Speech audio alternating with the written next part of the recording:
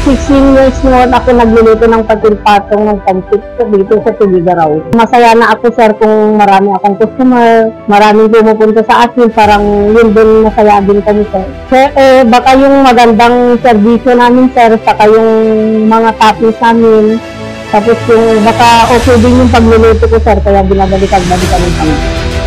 Nag-start po ang Binags Pansiteria noong 2017. May niluto po kami na balay 100. Ang 100 namin may karabit, may gulay, saka karahay at saka liver. Ang 120 naman is nadagdag ng Shanghai. Ang 150 po is may dagdag din na calamares tapos more meaty.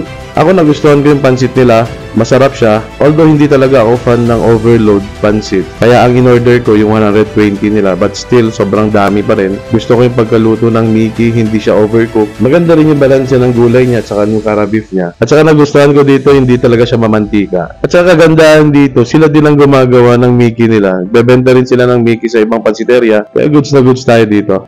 Yung ganitong proseso, abot ako ng may 30 minutes. Pag na-finish na, pagka manipis na, ikatin ko na lang po. After na po namin makating to, ilalaga na po siya.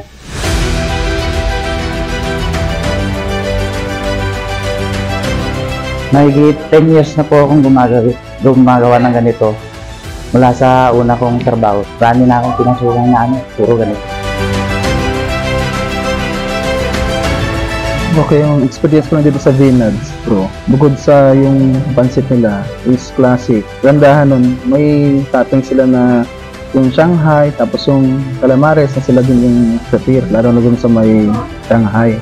At yung kakaiba kasi dito, bukod pa sa lasa, original na sila yung gumagawa ng Mickey nila. At hindi lang yun, isa sa kung bakit naging interesado ako na tikman ang pansit ng Binags Pansiteria ay dahil bukod sa supplier sila ng Mickey sa iba't ibang pansita dito sa Tugigaraw. Maganda rin yung place kasi dito. Malawak, ayan, para sa masa. Pwede mong dalhin yung pamilya.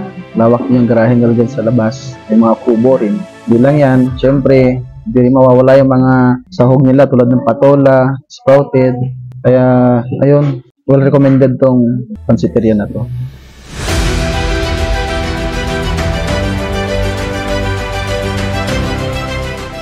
Mga kapansit ba, i-try nyo sa Binags Pansiteria. Ang pansit ko dito,